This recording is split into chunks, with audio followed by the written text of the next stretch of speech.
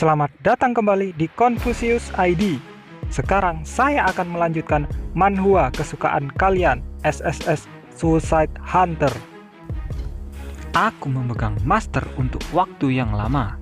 Bahkan jika nafas seseorang berakhir, tubuhnya tetap ada.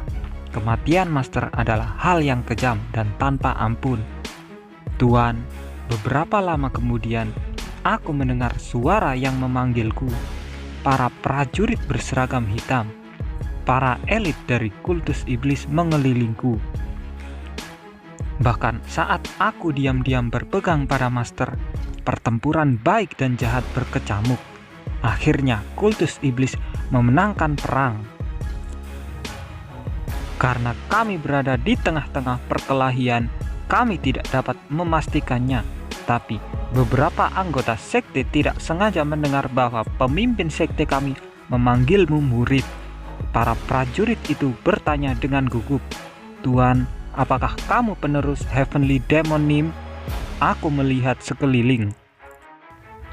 Semua anggota kultus iblis yang selamat dari pertempuran menatapku, termasuk yang master sebut 4 raja iblis.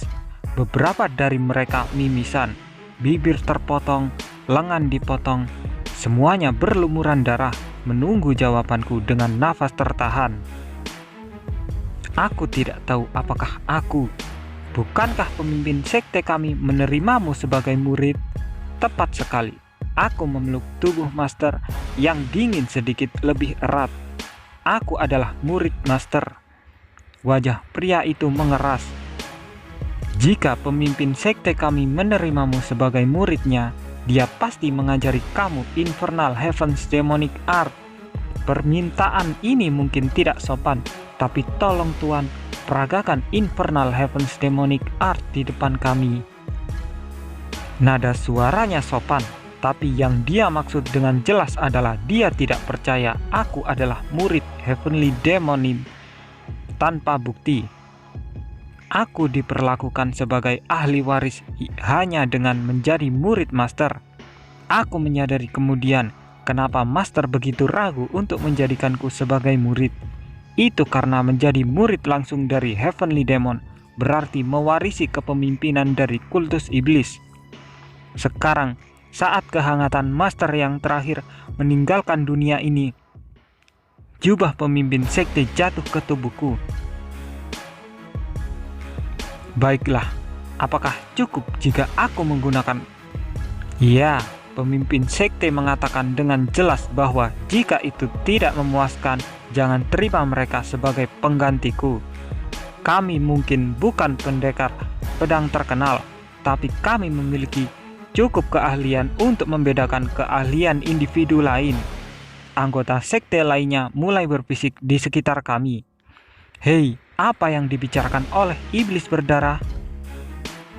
Apa kamu tidak mengerti jika kamu melihat dia melakukan satu teknik Infernal Heavens Demonic Art, akan jelas apakah dia benar-benar murid Heavenly Demon? Betulkah? Tapi kenapa bajingan itu bertindak seperti perwakilan kita? Aku tidak berpikir kita memiliki orang lain yang bisa bertindak sopan. Dia dari keluarga Moyong, padahal dia anak haram. Apa? Bajingan itu dari keluarga Moyong? Hei, kenapa kamu begitu terkejut? Aku sudah memberitahumu ini puluhan kali sebelumnya. Terserah. Sungai adalah sungai, gunung adalah gunung, dan orang bodoh tetap orang bodoh. Tidak peduli seberapa banyak kamu mencoba mendidiknya. Apa yang sedang kamu bicarakan? Aku katakan bahwa keberadaan kankermu sebanding dengan seni beracun klan Sichuan Tang, Sword Demon. Buktinya, aku saat ini menderita kanker. Kamu adalah makhluk yang luar biasa ketika kamu menganggap bahwa aku telah menguasai kekebalan 1000 racun. Oh, apakah itu pujian? Dasar brengsek. Iblis berdarah itu terbatuk. Kemudian dia mengamati anggota sekte yang menyerahkan kembali. Itu adalah tampilan yang sangat bermartabat. Dia sepertinya diam-diam menekan yang lain untuk tutup mulut. Namun pedang iblis dan Flame Ghost Demon memiringkan kepala mereka. Apa yang kamu lihat? Kamu ingin pergi? Kamu bersikap kasar, tataplah di tempat lain. Iblis berdarah itu menoleh lagi dan menatapku. Matanya sepertinya mengatakan sesuatu seperti, tidak ada hal aneh yang terjadi sekarang. Aha, aku tertawa sedikit. Tepat sekali. Awalnya tempat semacam ini, kultus iblis terdiri dari orang-orang yang sebagian besar tidak berpendidikan, yang mengandalkan kekuatan tubuh mereka, master halus dan anggun. Tapi secara keseluruhan, anggota kultus iblis secara alami tidak tahu apa-apa tentang etiket dan perilaku. Lapar adalah, aku tidak menghunus pedangku. Aku tidak ingin membawa senjata saat aku memegang tubuh master. Sebagai gantinya, aku melapisi tangan kiriku dengan aura dan menyerang. Serangan itu mengukir di pedang salju. Anak-anak menunggu matahari tersentak. Iblis berdarah yang bertindak sebagai perwakilan dari kultus iblis dan anggota kultus yang berteriak-teriak, semuanya menjadi diam. Di padang salju, seranganku menggali lembah yang dalam ke tanah yang tampak seperti luka. Aku tidak selesai dengan hanya menunjukkan teknik pertama kepada mereka. Bentuk kedua, bentuk ketiga, bentuk keempat. Semua teknik yang telah kupelajari secara ekstrim, aku fokuskan pada ujung jariku. Lingkungan kami menjadi sunyi. Apakah karena melihat sekilas pertarungan putus asa antara Master dan Bai Huryong, tiba-tiba kekuatan seranganku lebih tajam dari sebelumnya? Ini adalah hal lain yang diatur oleh Master. Aku belum sepenuhnya mempelajari teknik lain. Akan memalukan untuk menunjukkannya kepadamu. Apakah ini semua baik-baik saja? Kegentingan. Iblis berdarah berlutut di salju. Aku menyapa penerus jalan iblis Heavenly Demon baru. Di belakangnya, Flame Ghost Demon, Demon Lord Wolyong, dan iblis berdarah bersujud. Satu demi satu, crunch, crunch. Salju hancur di bawah lutut mereka.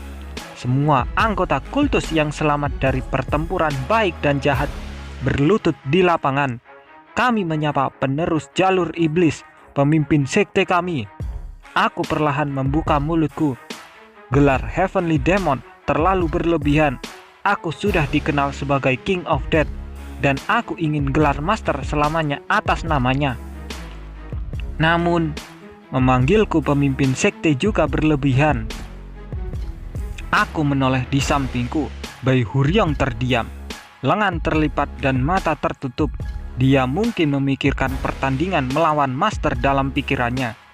Aku melihat wajah Bai Huryong lalu memberitahu anggota sekte, aku masih kekurangan di banyak hal. Aku tidak memiliki apapun yang bisa aku ajarkan kepada kalian. Bagaimana aku bisa menyebut diriku sebagai pemimpin sekte? Itu akan menjadi gelar hanya demi memiliki gelar. Iblis berdarah tampak bingung. Heavenly Demonim sepanjang hidupnya tidak pernah memilih orang yang salah, karena dia telah menerimamu sebagai murid langsungnya. Kamu pasti cocok untuk menjadi pemimpin sekte berikutnya. Terima kasih. Namun, aku menilai diriku masih belum cukup untuk mengambil peran sebagai pemimpin sekte. Anggota sekte mulai menggerutu. Ya, kalau begitu, bagaimana kami harus memanggilmu? Kami tidak dapat terus memanggilmu Tuan. Tuan muda, saran seseorang. Bisakah kita memanggilnya Tuan muda? Itu adalah Flame Ghost Demon. Dia adalah pemuja yang mengatakan dia akan memberikan 3 giliran kepada Biksu Shaolin. Hidungnya masih patah dan jejak kering dari mimisan ada di bibir atasnya. Memanggil seseorang dengan Tuan muda atau pewaris muda cukup umum. Jika kamu hanya mengatakan bahwa kamu kurang menjadi master sekte dan bukannya menolak Tuan, tidak apa-apa jika kamu memanggilmu Tuan muda, kan? Aku mengangguk. Itu bisa diterima. Kedengarannya bagus. Para pemuja menghela nafas lega. Mereka menatapku dengan ekspresi yang lebih nyaman. Tuan muda, aku ingin mengucapkan terima kasih secara resmi. Aku tidak tahu teknik apa yang kamu gunakan, tapi kita semua ingat pernah digigit oleh Jiangxi. Jika bukan karena Tuan muda, kami tidak akan bisa menyelesaikan pertempuran baik dan jahat dan menunjukkan kesetiaan kami kepada Heavenly Demon Nim. Seniman bela diri itu membungkuk. Aku adalah peringkat pertama dari 4 Raja Iblis, Iblis berdarah. Aku memerintahkan semua pengawal darah. Atas nama mereka, aku bersumpah. Puluhan pemuja membungkuk bersamanya. Aku peringkat pertama dari 4 Raja Iblis, Flame Ghost Demon. Aku memerintahkan semua anggota skuadron memorial. Aku bersumpah setia kepada Tuan muda. Pertama dari 4 Raja Iblis, Raja Iblis Wolyong. Shadow Corps Squadron bersumpah setia kepada Tuan muda. Aku adalah pedang iblis. Dengan Assassin Squad, aku berjanji kepadamu kesetiaan kami. Puluhan lagi. Aku perlahan-lahan menurunkan Master. Master tampak seperti bunga yang mekar di padang salju putih. Menempatkan kelopak bunga poni tunggal, aku membungkuk kepada anggota kultus iblis. Adalah keinginanku bahwa selama hidupku tidak berakhir, doktrin bayangan akan terus berlanjut. Pada saat itulah tahap diselesaikan.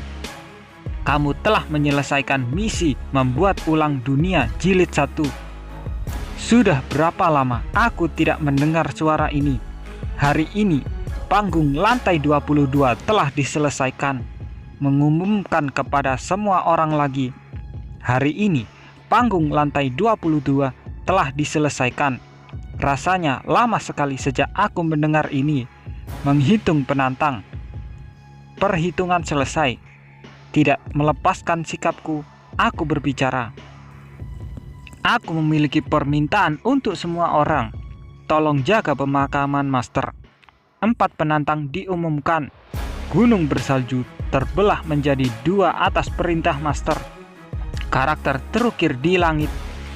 Di atas puncak gunung. Tingkat peringkat kontribusi. Peringkat 1 King of Death. Peringkat 2 Alchemist. Peringkat 3 Viper. Peringkat keempat Medicine King. Jangan membuat pemakaman menjadi mewah. Master tidak ingin seperti itu. Master akan senang jika kamu tetap berada di tempatmu. Berada sampai pemakaman berakhir. Untuk Master tolong. Aku tidak menyelesaikan kalimatku. Aku tidak perlu melakukannya. Aku juga tidak bisa menyelesaikannya. Dalam sekejap mata, aku tidak lagi berada di padang salju. Selamat datang King of Death Nim, perpustakaan besar segala sesuatu. Aku telah menunggumu dengan cemas. Constellation, sang pustakawan tersenyum menatapku. Selamat. Pustakawan itu melayang di udara. Lengannya sepanjang 5 meter berkibar seperti sirip ikan mas. Kata terakhir dalam The Chronicles of Heavenly Demon adalah kata tolong. Kata tolong adalah keinginan untuk seseorang. Semoga doa di sekte iblis mereka melafalkan sebagai baraya, tolong, dan baraya dapat dianggap sebagai sinonim. Dalam hal ini adalah akhir kata yang sangat cocok. Sebentar. Aku mengakhiri kuliah panjang pustakawan. Aku merasakan ketidaknyamanan. Ini adalah kedua kalinya aku datang ke perpustakaan besar. Aku begadang beberapa malam membaca buku. Aku menjadi sangat akrab dengan tempat ini. Namun aku dapat dengan jelas melihat sesuatu yang berbeda dari yang terakhir kali. Mengapa semua hunter lainnya pingsan? Para hunter yang berpartisipasi dalam tantangan apokalips. Semua 250 dari mereka, hunter yang memiliki gelar dan nama panggilan, roboh di lantai. Pustakawan itu mengangkat sudut mulutnya. Jangan khawatir, aku hanya menidurkan mereka sebentar. Menidurkan mereka? Iya, ini adalah wewangian yang tidak berbahaya bagi tubuh manusia. Pustakawan itu mengulurkan tangannya. Lusinan buku melayang di sekitar Constellation. Salah satunya adalah buku berjudul The Story of Yohyong City.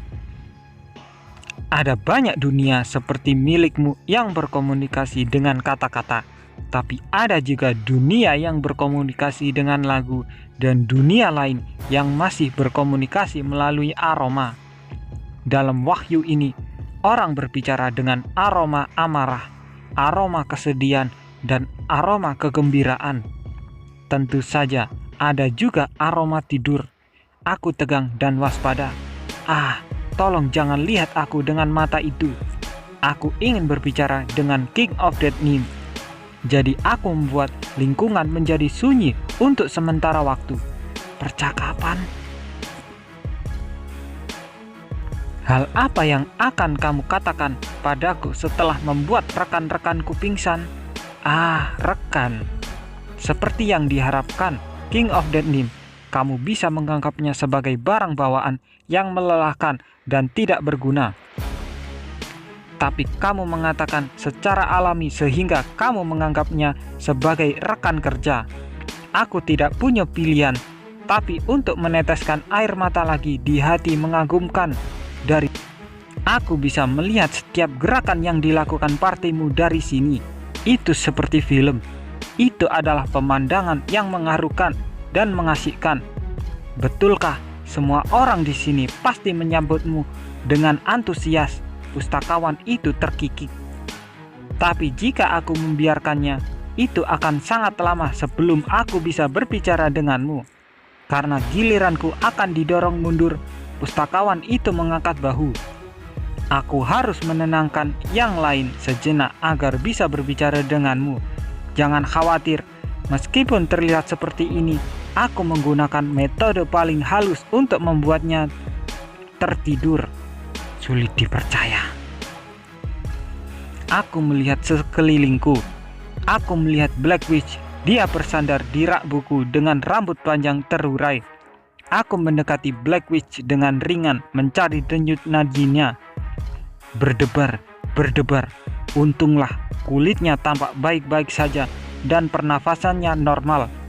Setelah memeriksa bahwa kolegaku aman, aku melihat kembali ke pustakawan. Jika ada yang ingin kamu katakan, tolong katakan dengan cepat dan bangunkan mereka semua. Bukankah kamu terlalu terburu-buru? Aku ingin berbicara lebih lambat dengan kami berdua. Aku sengaja meninggalkan penantang lain untuk memanggilmu saja.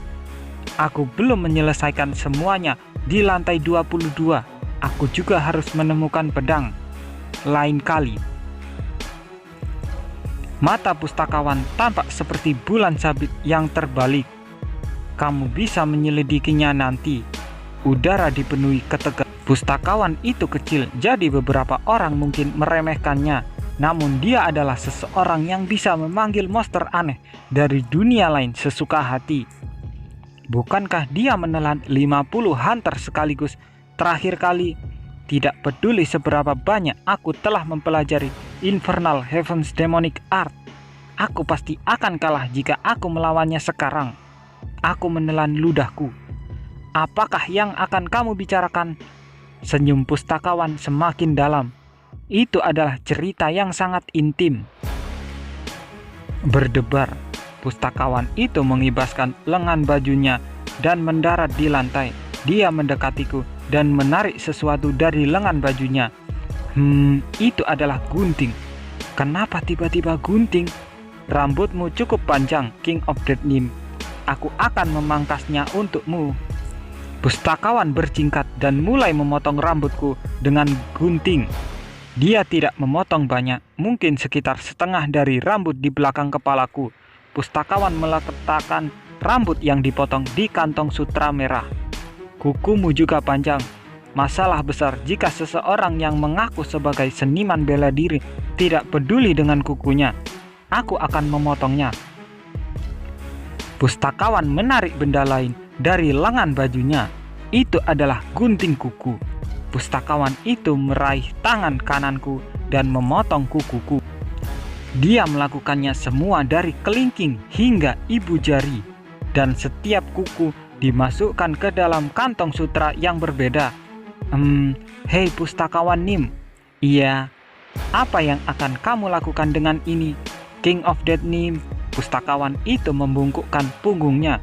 Dia berlutut di lantai dan seolah itu wajar, dia melepaskan sepatuku. Katakan bahwa kamu sangat menyukai seseorang. Betulkah? Aku akan mencoba. Kenapa? Tidak ada yang tidak kamu sukai dari orang itu. Mulai dari ujung kaki hingga kepalanya. Itu cinta. Benar-benar cinta yang mulia dan murni. Tapi masalahnya adalah orang tersebut tidak ada dalam kenyataan, tapi hanya di atas kertas. Itu adalah karakter yang hanya ada di dalam novel. Pustakawan itu melepaskan kaos kakiku. Tapi kemudian, tada! Pemeliharaan apakah ini? Karakter novel idealku muncul di depan mataku. Hah? Sekarang, saat ini, menurutmu apa yang kurasakan tentang King of Death Nim? Kata pustakawan dengan serius sambil memegang gunting kuku. Iya, itulah itu. Seperti itu? Seperti apa? Jangan bergerak. Apa yang sedang kamu lakukan? Jika kamu bergerak, gunting kukuku mungkin meninggalkan bekas luka yang menjijikkan. Noda di jari kaki seperti berdarah. Itu akan menjadi masalah besar. Kenapa kamu marah padaku? Menjauhlah dariku sekarang juga. Tunggu sebentar. Aku akan berhenti hanya dengan jari kelingkingmu. Hanya satu kuku. Kamu bisa kebobolan sebanyak ini kan? Kenapa Constellation bertingkah seperti mesum? Jika kamu tidak ingin membiarkan kuku jari kakimu, bagaimana dengan 3 helai alis? Baru setelah aku menyadari sumber ketidaknyamananku. Kamu bukan tipe orang yang berbicara seperti itu, tidak sopan sebelumnya. Tepat sekali, Constellation, sang pustakawan, tidak menggunakan sebutan kehormatan seperti Nim. Dia biasa berbicara sambil menandang rendah kami. Itu pasti bagaimana dulu, tapi sekarang, untuk beberapa alasan, dia menggunakan sebutan kehormatan untukku. Inilah kenapa aku merasa ada yang tidak beres. Gunakan pola bicara normalmu. Bibir pustakawan itu bergetar. Mustahil, bagaimana mungkin aku makhluk rendahan berani berbicara kepada Gong Janim yang bersinar? Ini gila. Pustakawan ingin kuku jari kelingkingmu dipotong. Benar-benar gila. Jendela karakter. Ketika aku berjuang, bertekad untuk tidak menyerahkan kuku kakiku kepada pustakawan, surat-surat muncul di depanku. Nama, kepala pustakawan. Kesukaan 95. Genre favorit, fusion, romance, mystery, adventure, horror, history, war, sport, SF, myth, fairy tales. Genre yang tidak disukai, tidak ada. Karakter favorit, karakter Constellation Killer. Karakter yang dibenci, tidak ada. Plot favorit, cerita, plot yang dibenci. Keadaan psikologis, kuku kaki. Jika memungkinkan, aku harus mendapatkan alisnya juga. Aku ingin menanyakan beberapa rambut janggut setelah dia menumbuhkan janggut. Tapi itu mungkin tidak akan berhasil. Gong Janim bersinar. Protagonis yang brilian. Aku ingin menjadikanmu penanda dan menjagamu selamanya. Itulah lanjutan manhwa SSS Suicide Hunter.